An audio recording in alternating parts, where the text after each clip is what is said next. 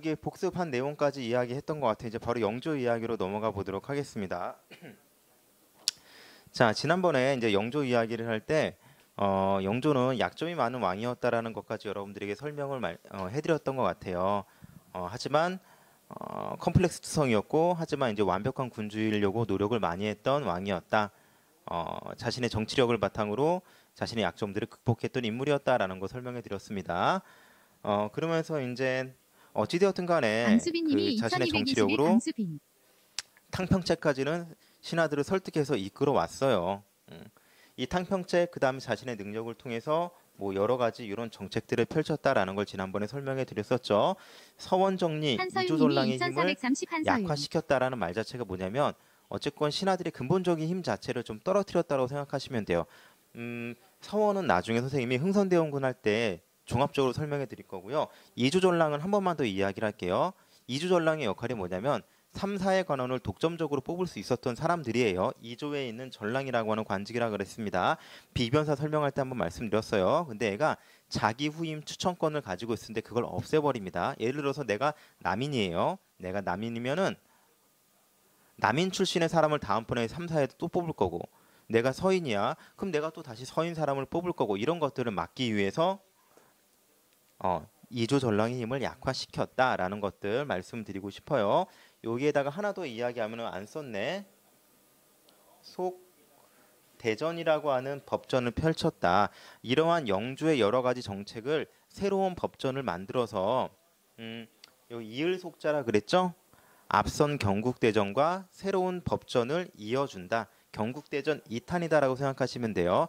얘들아 왕이 그냥 이렇게 해라 저렇게 해라 말로 하면은 변화가 일어나지 않아요. 그 모든 것들은 뭘로 만들어 놔야 될까요? 법으로 만들어 놔야겠죠? 자, 그러면서 법전도 편찬하게 된다라고 여러분들이 알아두시면 될 것 같아요. 자, 근데 이 균역법은 조금 중요해요. 아마 지난 시간에 선생님이 조금 설명해 드린다고 다음에 설명해 드린다고 말씀을 드렸는데 역을 균등하게 진다라는 거예요. 여러분들 우리 세금 이야기 잠깐만 하자고 한다면 조세, 공납, 역이라고 하는 세 가지 세금이 있었습니다. 근데 조세하고 공납은 이 공납이 이제 대동법으로 사라져서 전부 다 땅에서 김은영님이 2300이 김은혁. 쌀로 세금을 냈었다고 말씀을 드렸어요. 자, 근데 역이 남았습니다. 이 역은 뭐 하는 거냐면 노동력이었어요. 근데 일반적으로 군대 가는 이동환님이 거라 생각하시면 돼요. 2326 이현정. 근데 이 군대 가는 대신 뭐라고 할까? 천을 내게 했어요. 우리 임진왜란 때 어떤 일이 있었냐면은 이게 이 백성들 농사짓던 사람들을 훈련시켜가지고 다시 돌려보내고 또 때 되면 불러서 훈련시키고 이게 너무 비효율적인 것 같아. 그래서 조선이 어떤 생각을 했느냐? 우리도 상비군, 항상 준비되어 있는 직업군인이 필요하다라고 생각을 했어요. 근데 직업군인이 필요하다라고 하는 것은 그 직업군인에게 뭘 줘야 돼요? 월급을 줘야겠죠. 근데 그 월급을 주기 위해서는 돈이 필요한데 조선은 그렇게 부유한 나라가 아니에요. 그래서 어떻게 하느냐? 백성들이 예전부터 좀 여러분들도 마찬가지죠. 군대 가기 싫겠지. 특히 남학생들 뭐 난 너무 군대 가고 싶어라고 하는 사람 그렇게 많지 않을 거예요. 군대를 안 가거나 혹은 나 대신 가주는 사람에게 돈을 줬다고 생각하시면 돼요. 지금으로 치면은 뭐 국방비리 정도 생각할 수 있는데 예전에도 그런 게 있었어요. 근데 국가가 그걸 정식으로 인정해줘요. 야, 너 얼마만큼 돼? 그럼 너 군대 안 가게 해줄게. 그 돈을 바탕으로 누구한테 월급을 준다? 직업군인, 새로 만든 직업군인들에게 월급을 준다 이렇게 생각하시면 될 것 같아요. 대신 직접적으로 돈으로 주는 게 아니라 면을 짜요. 면. 옛날에는 이제 우리가 이제 화폐가 아직 통용되기 전에 방직물 커다란 천을 짜요. 그거를 1년에 2개씩만 내게 하면 됐습니다. 돈 정은빈님이 대신. 2329 정은빈. 그런데 그 2개를 내게 했었는데 균역법 이거 무슨 뜻이에요? 역을 균등하게 한다. 1년에 2개씩 내야 됐었는데 사실 양반들은 이거 안 냈어. 그래서 양반 니네 돈에 대신 어떻게 해준다? 하나로만 줄여줄게. 농민들 1년에 한 번씩만 큰 면포 하나만 짜요. 대신 너희 양반들도 1년에 하나씩 내 라고 해서 세금을 균등하게 지어줍니다. 자, 그런데 분명히 세금이 많이 빌 거예요. 왜냐면 2개 내던 것을 국가에서 하나로 줄였죠. 그래서 그 비는 부분을 뭘로 채우느냐? 다시 또 땅에다 세금을 매겨요. 자, 그러면은 이 조선 후기로 가면 갈수록 보세요. 땅이 많은 사람은 어떻게 될까요? 세금을 많이 낼 수밖에 없겠죠. 그럼 땅이 적은 사람들은 세금을 적게 낼 수밖에 없을 거예요. 이런 흐름들이 좀 보이실까요? 어차피 한 번은 더 정리해 드릴 거예요. 그냥 너무 어려우면 간단하게 생각합시다. 균역법은 1년에 군대 안 가는 대신 1000을 냈어. 몇 개씩 냈느냐? 2개씩 냈어요. 근데 그걸 몇 개로 줄여주었다? 1개로 줄여주었다.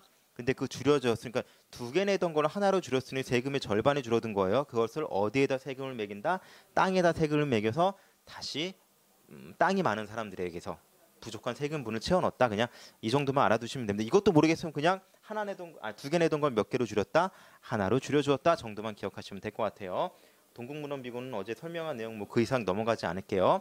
자, 어쨌든 이런 식으로 해서 백성들의 삶도 편안하게 해주고 그 다음에 왕권도 강화하고 이랬던 영조였다라고 여러분들에게 말씀을 드렸습니다. 자, 그러면서 마지막에 얘기했던 게 이제 40세가 넘어서 이제 아들을 얻었다 그랬죠. 그게 이제 사두세자라고 그랬고요. 근데 분명히 두 사람은 기질이 너무 달랐다라는 것까지 여러분들에게 말씀을 드렸던 것 같아요. 나는 완벽한 군주이고 싶었고 내 아들 역시도 그랬으면 좋겠는데 내 아들은 그러지 못했다고 말씀을 드렸던 것 같아요. 조선에 기록된 기록 중에서 가장 빠른 세자 책봉, 돌 지나자마자 세자가 책봉되었다는 건 정말 빠른 거예요. 근데 왜 그렇게 안 하느냐?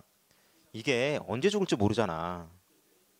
여러분도 원래 세자가 되기 전에는 궁궐 밖에서 살아요. 궁궐 밖에서 살다가 세자의 책봉되면은 이제 들어와서 사는 거예요. 근데 뭐 건강의 문제도 있지만 여러분 궁궐 안이 어떨까요? 편안하진 않을 거예요. 어린 아이가 혹은 청소년이 살기에는 너무 바라보는 눈도 많고 빡빡해요. 여러분들 학교 규칙만 하더라도 굉장히 어려워하죠. 생각보다 여러분들 우리 학교 규칙은 깐깐하다고 하지만 그렇게 깐깐한 편은 아니에요. 그런데 우리 학교 규칙마저도 여러분들 좀 힘겨워하시는 분들이 분명히 있어요. 궁궐은 어떨까? 훨씬 심하겠지.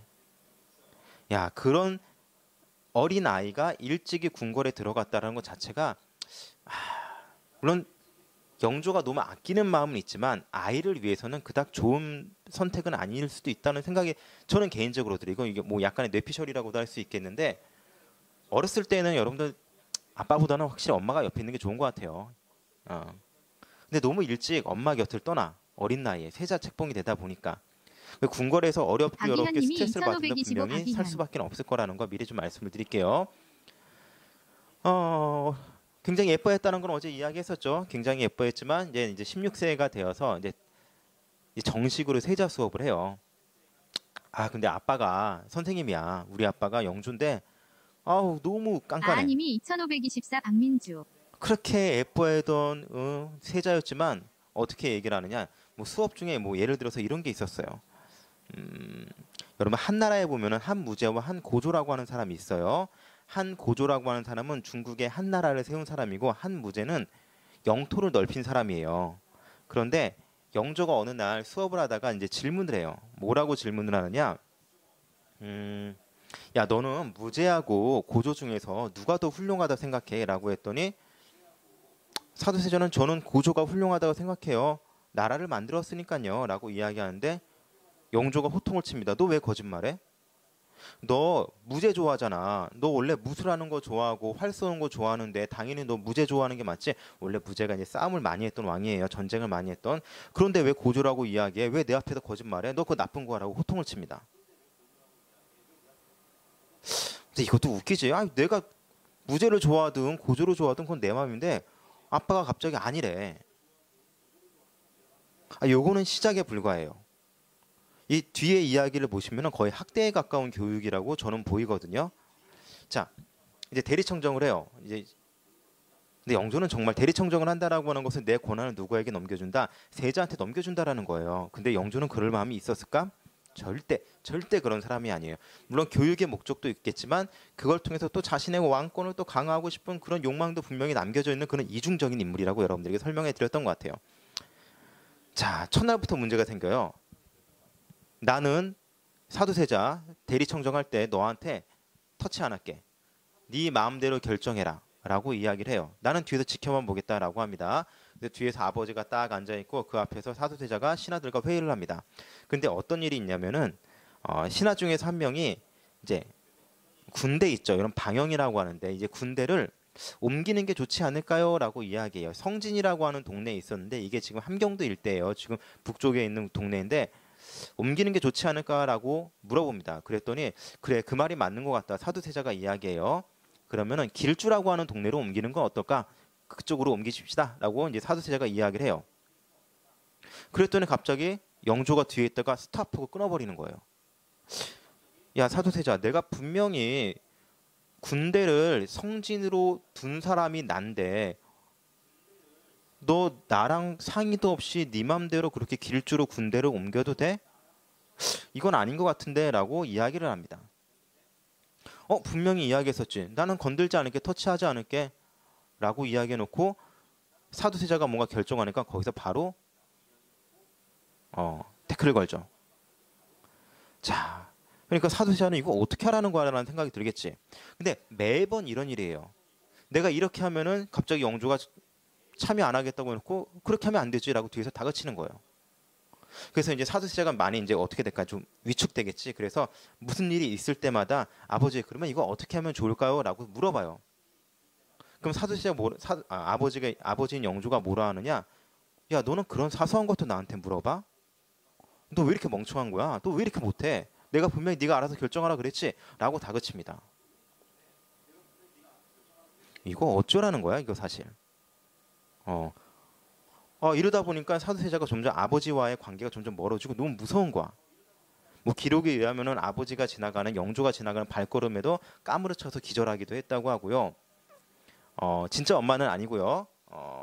이제 사두세자가 나중에 뭐 중요한 건 아니지만 입적이 하여튼 다른 엄마 쪽으로 입적이 되어 있어요. 정실 왕비의 아들로 양자로 되어 있거든요. 근데 그 어머니가 이제 몸이 아파서 막 콜콜하고 옆에서 슬피 울다가 영조가 온다는 소식을 들으니까 갑자기 눈물이 뚝 그칠 만큼 아버지에 대한 불편함, 불안감, 공포감이 굉장히 컸다고 이야기해요. 너무 좀 학대에 가까운 모습이었죠, 영조가. 결국 이걸 견디다 못한 사두세자는 이제 정신병에 걸린 것 같아요. 이 기록에 의하면은 뭐 화증 뭐 이렇게 이야기하는데 어떤 사건이 있었냐면은 내가 이렇게 옷을 입잖아요. 아버지를 만날 때 이제 옷을 딱 잘 입어야 되잖아요. 이 옷을 입을 때 이게 마지막 끝 단이 탁 여며지면은 그게 너무 싫은 거야. 그래서 그 궁녀를 칼로 베어 죽인다라든지 내 옷을 입혀주던 궁녀를 옷을 다 입혀놨다고 놨으니까. 근데 왜 그러냐면은 내가 이 옷을 다 입고 나면 누굴 만나러 가야 돼? 아빠를 만나러 가야 되겠지.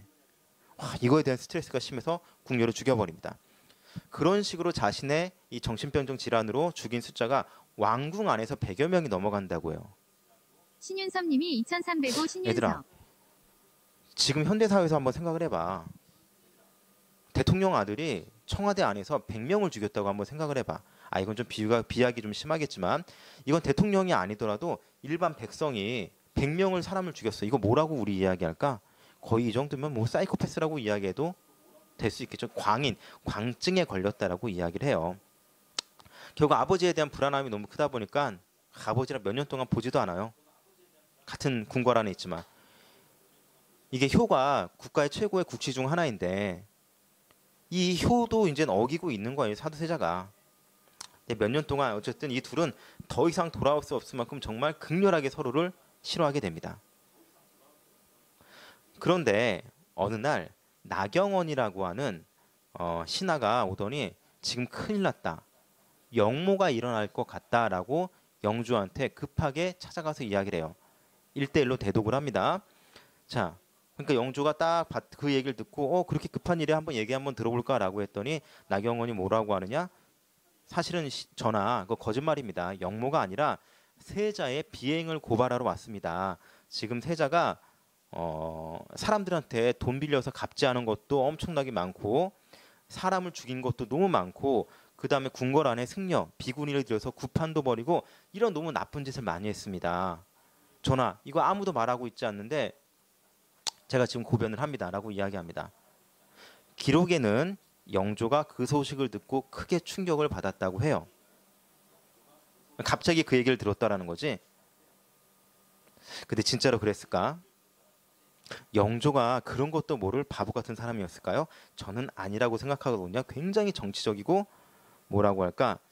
정치적 수완이 뛰어난 인물이란 말이야. 몰랐을까? 아니에요. 알지만 모르는 척? 아, 그래? 깜짝 놀라는 거지. 그래놓고 불같이 화를 내면서 누구를 불러오느냐? 사두세자를 불러와요. 너 이런 이러한 잘못했었지? 그리고 너 영모 꾸미려고 평양에도 갔다 왔었지? 라고 이야기합니다. 당연히 사두세자는 뭐라고 할까? 나는 그런 적 없다. 그렇게 그런 마음 먹어본 적도 없다라고 이야기를 하지만 영조는 분이 풀리지 않는 모습으로 계속 화를 냅니다. 그리고 며칠 뒤 지금의 여러분 혹시 창경궁 알고 있죠? 지금의 창경궁의 문정전 옛날 말로 하면은 휘령전인데요. 여러분 창경궁 들어가시면 정면으로 들어가서 왼쪽으로 꺾어 들어가시면 있는 문정전이라고 하는 공간이 있어요. 거기로 사두세자를 부릅니다. 그런 다음에 사두세자에게 뭐라고 명령을 내리느냐? 자결하라라고 명령을 내려요. 자, 근데 여러분들 여기서 사두세자는 자결하는 것을 거부합니다. 아니 내가 굳이 죽을 이유가 있을까? 나도 열받지. 아빠의 괴롭힘으로 해서 나도 이렇게 미쳐갔는데. 그러니 영조가 어떻게 하느냐? 뒤주를 가져오라고 이야기해요. 이 뒤주라고 하면 이제 커다란 쌀통을 이야기하는데 여러분들 우리 학교 앞에 있는 그 교탁 크기 있죠? 한 그 정도 되는 교탁 쌀통이라고 생각하시면 돼요. 거기에다가 사두세자를 가두어서 열흘 동안 가둬둡니다. 그것도 한여름이었거든요. 예. 그때 그렇게 탈진해서 사두세자가 죽음을 당하게 돼요. 아, 이거 굉장히 엽기적인 이야기죠? 사람을 이렇게 말려 죽인 거야. 그냥 한여름에 쌀통에 사람을 가둬두고. 선생님, 근데 왜 그렇게 죽여요? 그냥 죽일 거면 그냥 칼로 쳐서 죽이거나 그러면 되는 거 아닌가요? 라고 얘기할 수 있겠지만 잘 봐. 어떤 형벌을 통해서 사두세자가 죽음을 당하게 되면 어떤 문제가 생길까요? 사두세자는 죄인으로 기록이 되겠지. 죄를 받아서 기록이 죄인으로서 형벌을 받게 되면은 문제가 생기는 거야. 누가 문제가 생겨? 사두세자의 아들도 죄인이 돼요. 아비가 죄인이면 아들도 죄인이에요. 더군다나 영모죄로 엮이면은 그 집안은 통째로 같이 그냥 묶이게 돼 있습니다. 연자제라고 해가지고 아들도 죄인이 되는 거예요. 그럼 사두세자의 아들이 누구예요? 바로 정조, 이산이죠. 그러면 정조는 영조가 어떻게 생각을 했던 사람이냐면은 이렇게 종종 이야기해요. 조선대계 300년 역사에 명맥을 이을 사람은 오로지 세 손뿐이다. 내 손자뿐이다라고 이야기를 해요. 내 아들이 아니라 내 왕위를 이을 사람은 누구다? 공공연하게 이산이다. 정조다라고 항상 이야기를 했다라는 거예요. 영특했거든요. 어렸을 때부터 글도 많이 깨우쳤고 또 천재적인 모습도 어렸을 때부터 많이 보여줬다고 해요. 아비랑 달리 글 공부도 좋아하고 예의도 바르고 아우 너무 예뻐. 그러니까 여러분들 아까 이야기했었죠. 영조는 갑자기 나경원의 고변을 받고 화가 나서 홧김에 세자를 죽인 게 아니에요. 사두세자를 이미 다 알고 있었는데 명분을 쌓고 기다린 거죠. 그리고 어떻게 하면은 내 손자인 이산 정조에게 안전하게 권력을 넘겨줄 수 있을까 치밀하게 계산한 거예요.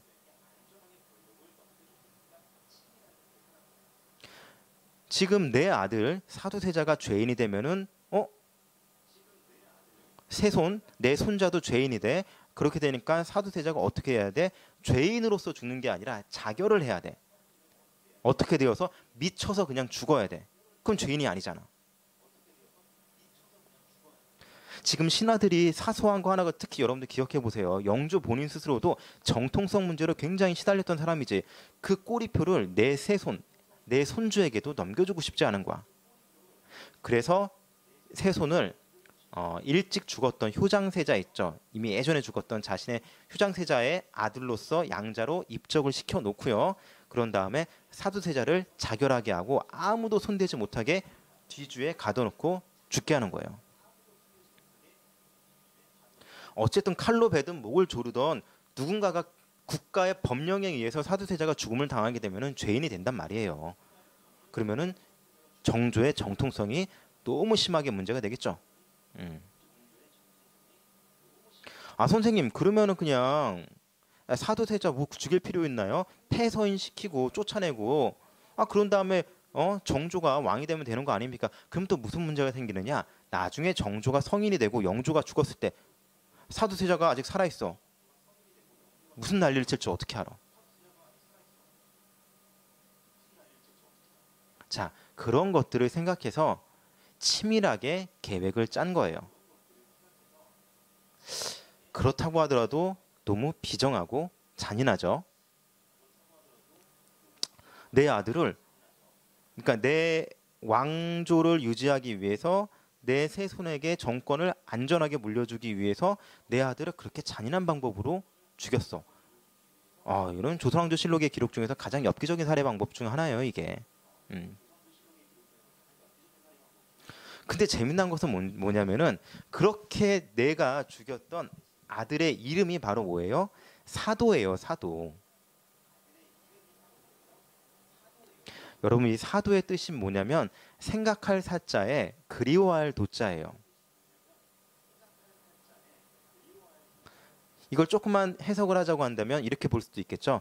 사무치게 그리워한다.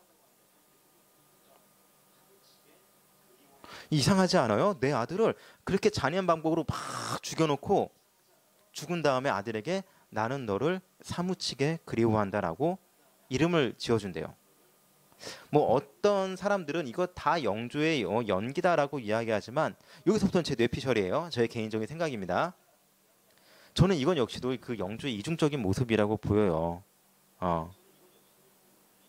완벽한 왕이고자 했었던 모습과 아버지로서의 모습의 갈등이 막 대립이 되는 거지. 왕으로서는 내 아들을 그리 죽이는 게 맞아. 국가를 위해서는 아들을 그리 죽이는 게 맞아. 하지만 아비로서는 내가 해주지 못하고 안타까운 마음이 분명히 남겨져 있지 않았을까. 그런 마음에 여러분들이 사도라고 하는 이름을 지어주지 않았을까라고 생각이 들어요. 근데 이런 모습을 굉장히 잘 표현한 영화가 하나 있어요. 여러분들 영화 그 사도라고 하는 영화를 보셨는지 모르겠네요. 근데 선생님이 그걸 봤는데 너무 영화가 잘 만들었고 너무 고증도 잘 돼 있고 너무 좋아. 근데 두 번 보기가 힘들더라고요. 너무 좋은 영화인데 그러니까 뭐라고 할까? 좀 무겁고 아픈 영화? 이 마지막에 이 영조를 연기한 사람이 송강호 씨고 사도세자를 연기한 게 이제 유아인 씨거든요. 마지막에 이제 그 마음을 이게 연기니까 뭐 약간의 상상력이 발휘됐겠죠. 너무 잘 표현한 것 같아요. 영조의 마음을. 이 사도세자에 대한 그리움을 사도세자가 죽기 전에 막 표현하다가 이제 사도세자가 딱 죽어요. 이 죽은 다음에 슬쩍 사도세자의 목을 이렇게 만져봐요. 숨을 쉬는지, 이거 코에다가 숨을 쉬는지, 숨이 끊어졌는지. 딱 숨이 딱 끊어진 모습을 보고 딱 느꼈어. 숨을 안 쉬는구나. 안도의 한숨을 탁 쉽니다. 편하게. 그런데 바로 조금 있다가 뭐라고 할까? 막 울어요. 그러니까 어떻게 우냐면은 정말 막 비통하게 울어요. 어떻게 막 그 슬픔을 선생님 표현할 방법이 가장 아픈 말이 비통하다라는 말밖에 없어 그렇지 그렇게 막 표현을 하면서 막 펑펑 우는 거야 아이처럼. 이게 영조로 보여주는 굉장히 단편적인 모습이 아닌가 싶어요. 비정한 정치인이지만 하지만 한편으로는 내 아들에 대한 아련한 마음과 이런 것들이 남아 있는 것들. 그래서 선생님이 이거 한번 여러분들이 같이 봤으면 좋을 것 같아서 동영상을 약간 편집을 했거든요. 영조는 어떤 마음으로 내 아들을 그리했을까? 그거 한번 같이 한번 보도록 할게요. 지금 동영상 잠깐 보여드리도록 하겠습니다.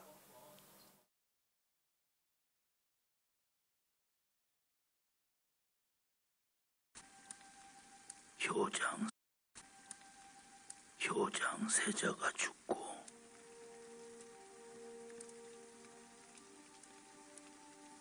내 나이 40이 넘어 네가 태어났을 때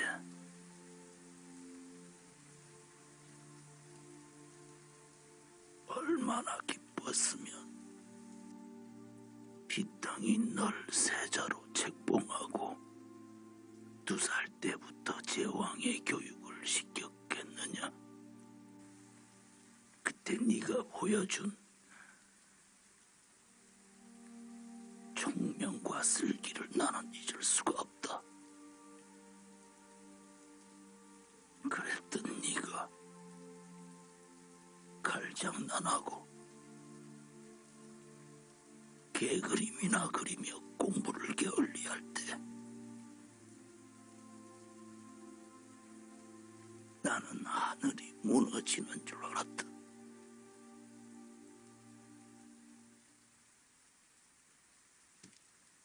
그래서 신하들 앞에 어수아비처럼 앉혀놓고 병신 만들었어.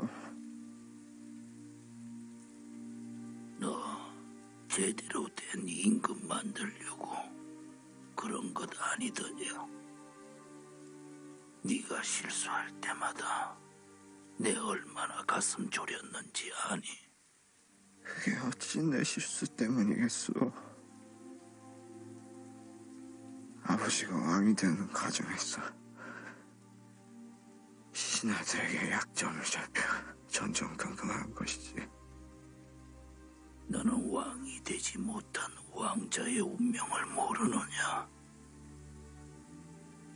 저들의 도움을 받았으래도 왕이 되지 못했다면 나는 그때 죽었다. 내가 죽었으면 너도 없는 거야. 그것을 알기에 아버지를 이해하려고 무던히 노력했어. 하지만 당신이 강요한 방식은 숨이 막혀서 도저히 견딜 수 없었어. 공부가 그리 중요한 것이오. 옷차림이 그리 중요한 것이오. 임금이 공부 모자라고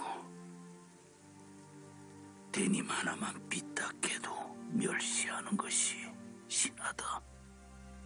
이 나라는 공부가 국시고 예법이 국시야.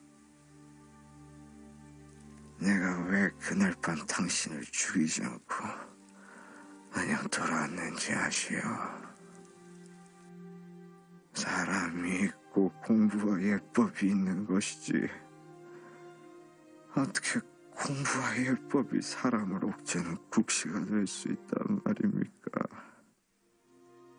나는 임금도 싫고 권력도 싫소. 내가 바란 것은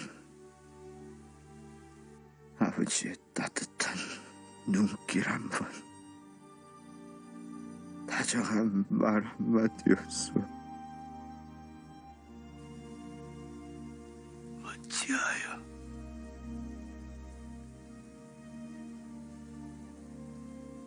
너와 나는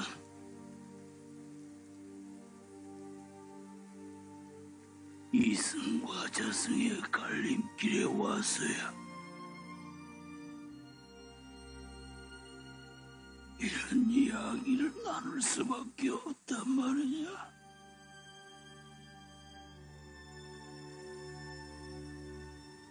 나는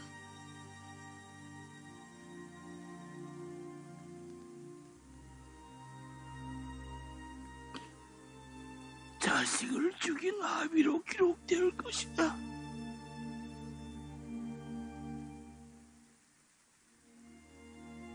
나는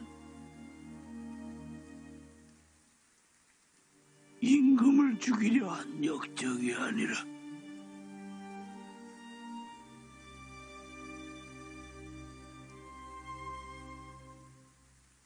미쳤어. 아비를 죽이려 한 광인으로 기록될 것이다.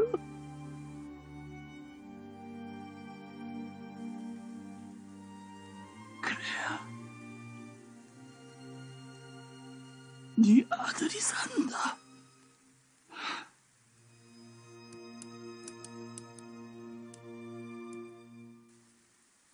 내가 임금이 아니고 네가 임금의 아들이 아니라면 어찌 이런 일이 있겠느냐?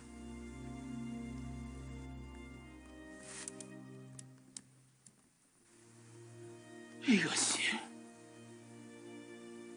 우리의 운명이다.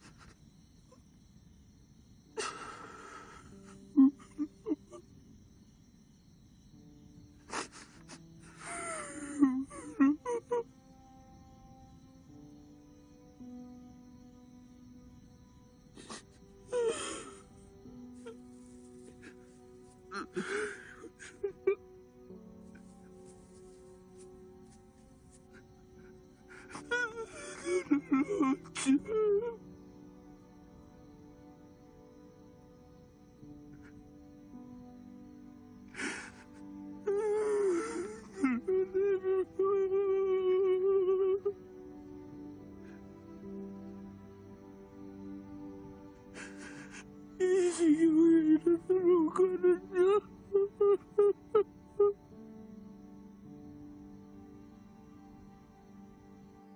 자식 잡아먹은 애미가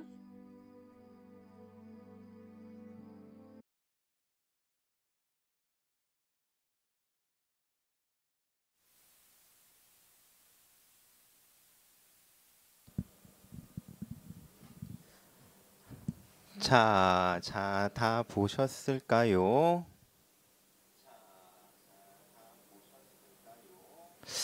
여러분들 저걸 보여드리는 이유가 뭐냐면은 그래도 이렇게 아무리 말로 얘기하는 것보다 어쨌건 입체적으로 인물을 좀 이해하기 위해서는 저는 영화 장면을 보는 게 훨씬 좋을 것 같아서 보여드렸어요. 좀 이해가 될까요? 좀 많이 무거운 영화긴 한데 선생님은 되게 추천하는 영화긴 해요. 나중에 기회가 되면은 사도라고 하는 영화 보시면은 선생님이 왜 이런 말을 하는지 이해가 될 거예요.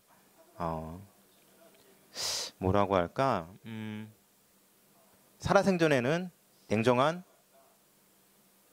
냉정하고 정치적 수술을 잘 부리는 그런 임금이었는데 죽은 다음에 내 아들이 죽은 다음에 아비로서 슬퍼할 수밖에 없는 그런 영조라고 하는 인물의 그런 이중적인 모습을 잘 표현한 그런 장면이 아닌가 싶어서 여러분들에게 좀 보여드렸습니다.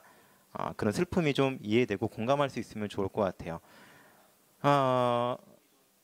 이렇게 사도세자는 죽음을 맞게 되고 자연스럽게 왕권을 누구에게 넘겨주려고 했다? 세손인 이산 정조에게 넘겨주려고 했다. 자, 이거를 또 보여드리는 이유 중 하나는 역시 역사는 항상 연결될 수밖에 없겠죠. 이걸 바라본 정조는 어땠을까요? 정조도 분명히 상처가 있지 않을까요? 그런 트라우마가? 예, 분명히 있어요. 그리고 아비의 죽음은 사두세자의 죽음을 또 정조 입장에서 어떤 정치적으로 이용하든 아니면은 정치적으로 상대방이 나를 공격하든 분명히 이어지게 될 거예요. 이 과정을 이해하셔야지만 우리가 정조를 이해할 수 있을 거예요. 여러분들 우리가 정조를 말할 때 항상 생각하는 게 와 개혁군주, 멋진 군주, 막 정조가 더 살았으면 꼭 그렇지만은 않아요. 여러분 이제 정조 사후에 우리는 뭘 배우게 될 거냐면은 세도 정치라고 하는 조선이 이제 몰락하는 과정을 배우게 될 거예요. 그 몰락 우리가 알기로는 정조는 조선을 다시 한번 일으킨 문해부흥을 일으킨 훌륭한 임금, 뭐 누구는 뭐 정조 대왕이라고 표현하는데 하지만 그 말년에 나라가 망하게 되는 그 세도 정치의 시작점을 알린 사람이 또 정조예요. 아이러니하게도. 자, 그걸 이해하기 위해서는 아버지의 죽음, 영조와의 관계 이것도 같이 알아두셔야지만 자연스럽게 연결이 될 것 같아서 설명을 해드렸습니다. 자, 오늘은 여기까지만 설명을 할게요. 여러분들 수업 다 들으셨을 거라고 믿고 여기서 종료하도록 하겠습니다.